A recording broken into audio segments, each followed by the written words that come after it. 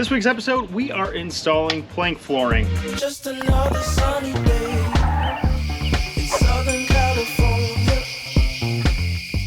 We ended up going with Cali Bamboo's Geowood. I was trying to find something that would deal with water, with wear and tear from the dogs. I talked to somebody at Cali Bamboo, and this seemed to be able to take the expansion of really hot temperatures and really cold temperatures pretty well. It has a really good durable surface and can hold up to some water spills and stuff as well. So in talking to them, I got some samples. I found one that matches our ceiling pretty dang well in all of the other stain in our van. And so that is what we're going to be installing today. So I went ahead and purchased this Cali Bamboo underlayment. It helps with waterproofing. I don't think it's needed at all for the floor, the factory floor that we have in the van, but it does give, they say, a little R value as well as some sound dampening. So I figured, why not go ahead and grab it? I am only doing the flooring in the living area and probably under the electric cabinet in the fridge. I'm not going to go down behind the drawers because there's no real reason for it to go further back there. It's never going to be visible. Pretty much it won't be there, but we have the extra floor, so we'll kind of do that too.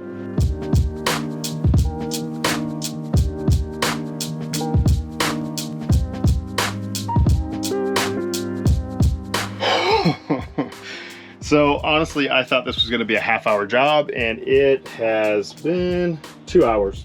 The recommendation is you go up a little bit on the wall so that water, of course, can't get back behind it. I taped up any of the seams that I went straight across where the floor should end for the heater portion, and I'll probably put some kind of seam to do the middle, and then that goes a little bit under the drawer, and then everything else just basically butts up to the toe kick. As we get to the door with the floor, because I'm going to work from that back corner down and over and into the doorway, I will then put the puzzle pieces together and finish that little piece up. One of the big problems when people put vinyl flooring or any kind of click flooring into a van, a lot of times they don't realize that you need to make sure those connections are secure. Otherwise you have where your floor separates and have issues down the line. So first thing, I'm just going to talk about a couple tools I have.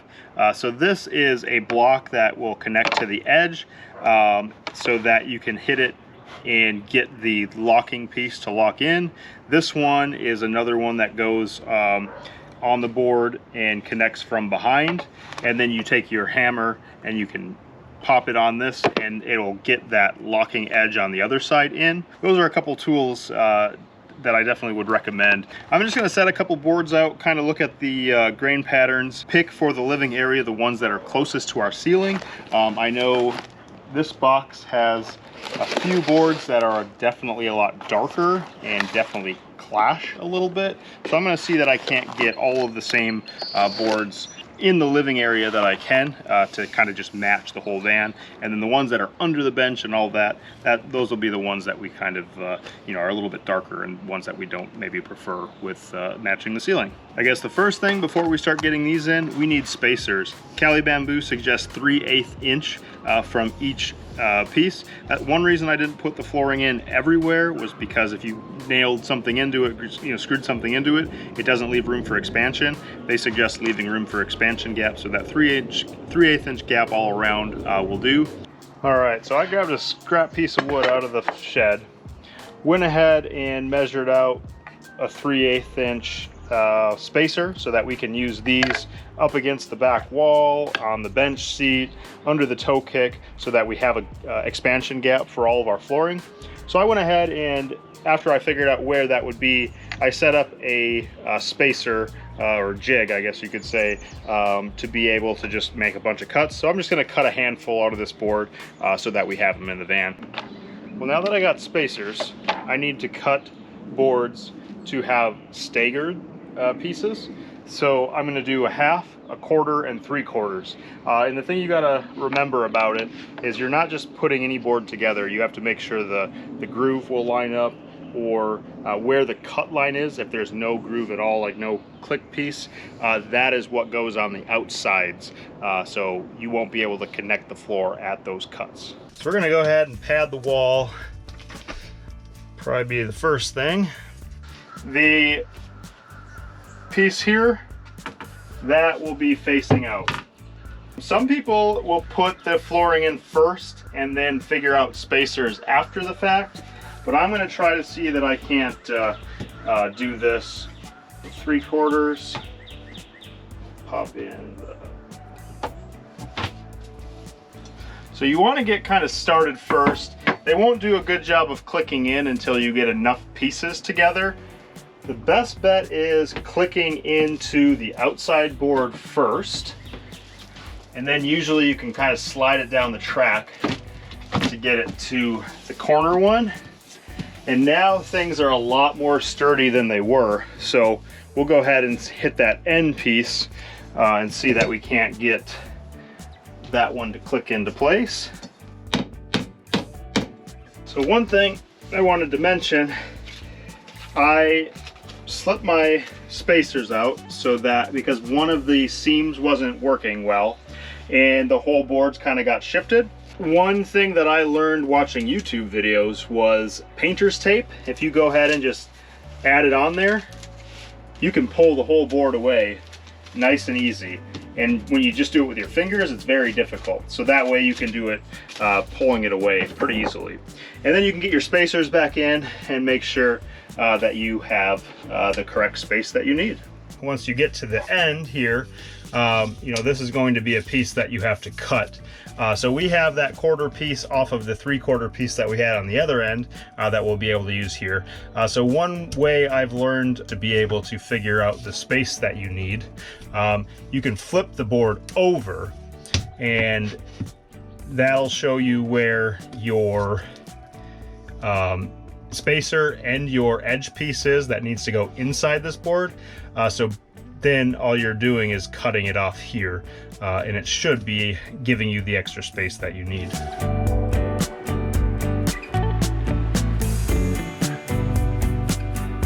Right here, we're gonna have to figure out making this angle, which I will basically just measure that end. After measuring that distance, I will just measure it over, you know, straight from where the angle needs to go, and then I will just cut it directly out.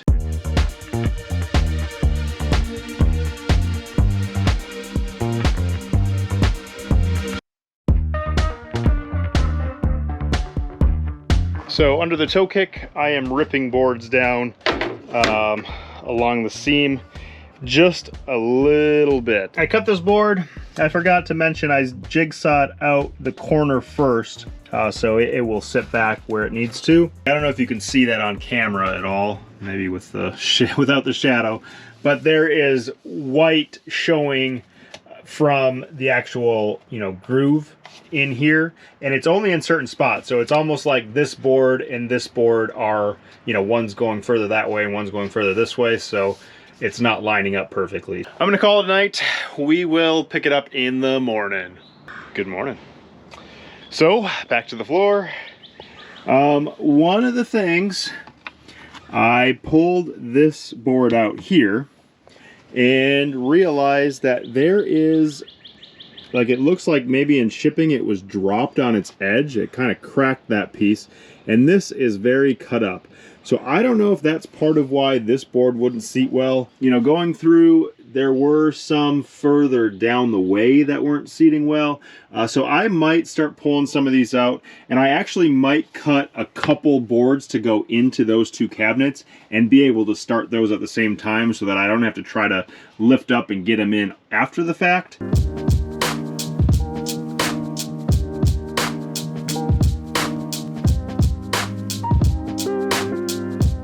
All right, so here we are. I got 3 boards in there, 1 in that compartment. It has enough space to go away from the heater there. I might cut 1 quick for here. Like I said, the drawer will be out to here, so, you know, you're not gonna see that. Other than that, I just wanted to update you on these lines. Now I am not seeing any gray. When you are doing this, be careful, because there was just a tiny little piece where you see how there's like cracks there. some of the pieces, because this is kind of like a limestone base, that cracked off and it was just sitting in the channel, and just that little tiny bit on the rail was what kept it off a little bit, and that's where I kept seeing the gray and it wasn't locking together well.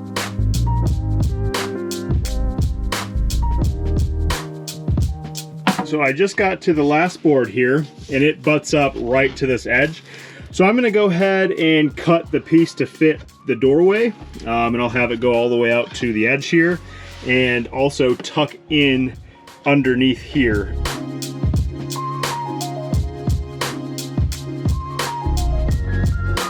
At that point where I need to make the angles in the boards, I cut this to size to fit in this space.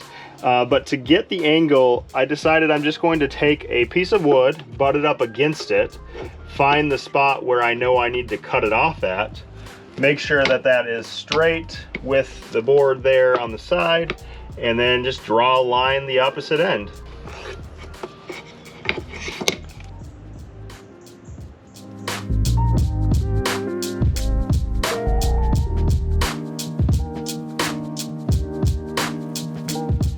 Did a bang up job. I don't know if you you see that on camera? Yeah. Right here, you can see how it's a little bit tanner. I used that edge piece to hammer it in, and for some reason it ripped up a piece of the board. And I only have one extra board right now, but it has a huge ding in the corner. So I think I'm just gonna go with it. Maybe I can just touch it up with like a stain. But the last thing on the list was to cut this little transition type strip. So I'm going to just screw it in a few places, right to the corner of the floor here. So when we're stepping up, it's the same level flooring. You know, with this being a floating floor, this thing, you know, if you hit it in the right way, could push. It is, you know, the whole floor is very solid in there. So it's not moving anywhere or anything like that. But this transition will just help level it out.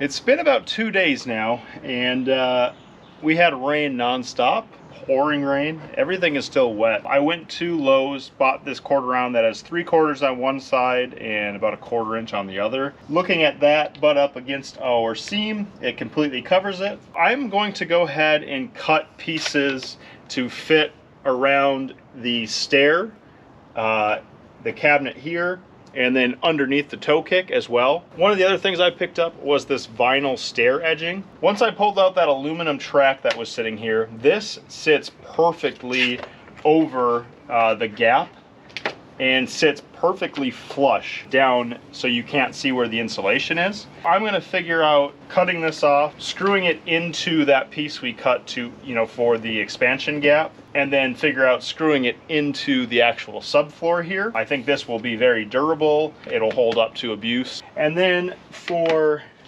this side over here, for where the cabinet is, because you can see that insulation down there as well, some duct tape where the seam was put together. I'm going to go ahead and cut this off right where the this nosing ends, and that'll give a nice clean look down to the bottom.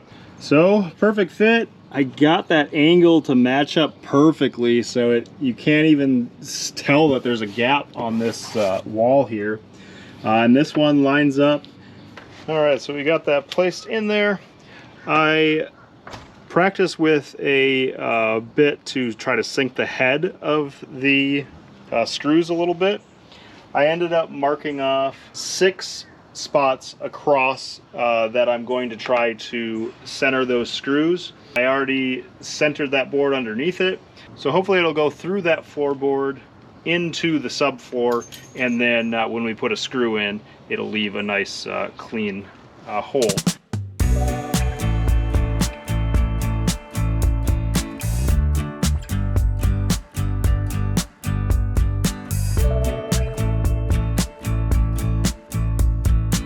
I've started making some cuts on the quarter round. One thing I'm going to do on this end is make an end cap. So the way you can make these little caps to kind of stop at a spot, like this one's going to stop right at our stair nosing, you cut off at a 45 degree into the space. On the opposite end, cut the opposite 45 and then cut it off right at a 90 degree angle at the corner. And so you get a nice clean end cap. Look how it gives a nice rounded finished edge. So when you're outside of the van, it looks like it actually terminates in the right spot. And then when we come in here, we will do a 45. So the one butting up underneath the toe kick will butt right into it at a 45. This one I am about to cut to match this. So I just got to figure out this angle in here. I kind of figured it out with this tool. Now I got to figure out how I'm going to translate that angle to the cuts to be able to line them up. I'm definitely not a professional at this molding business, so we'll see what I can come up with here. Well, we just got our Yeti 3000. I wasn't able to finish cutting any more. I had to drop Katie off at work and then run to REI, which is about an hour away from us. So I'm going to pack this up. I actually have to go to a friend's house.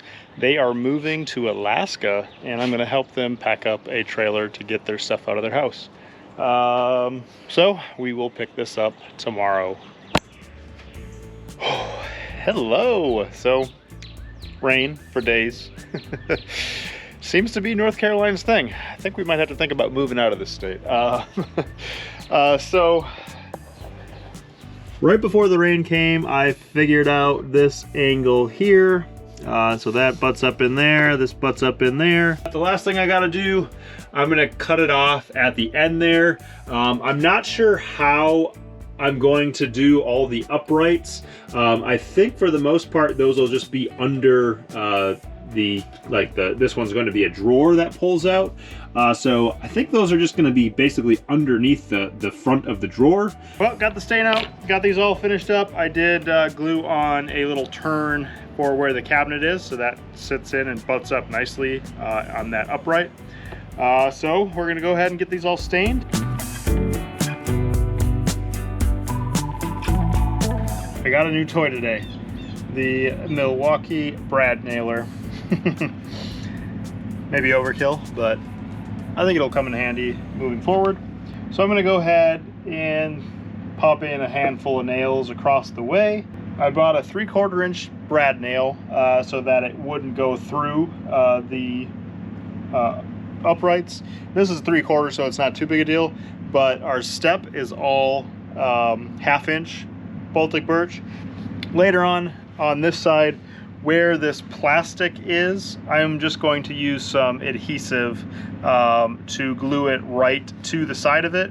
So it'll basically be floating over the floor. I'll probably just clean up this surface with some Windex and maybe scratch it up a little bit just to have that adhesive stick a little bit better. But we're gonna start out with the nails and go from there.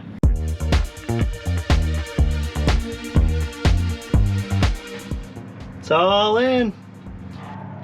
On the back of the camera right now, it looks a lot lighter than in person. It looks pretty dang good. And that'll do it for the floor.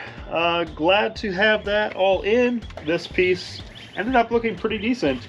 I wasn't sure how the vinyl would hold up, and it's I'm excited that that'll probably do the trick. It was a pretty straightforward project. Other than some of the initial issues with getting seams put together, I think things went pretty well. I don't know, after just working with this a little bit, I would recommend the Cali bamboo, only because I do have already some random scratches on the floor. It says it's supposed to be able to take the abuse of pets, and I think some of these were from the actual stone bottom getting dragged across it when I put bins in when it was raining. So hopefully they buff out well. I'm not really sure. Right now the floor is pretty dirty from just walking in there with my shoes, but I hope you guys liked this video. If you did, hit that thumbs up, subscribe to the channel if you haven't already, and hit that bell to be notified as we post new content. Only a handful of projects left. It's getting down to it. We'll see you guys on the next one. Bye.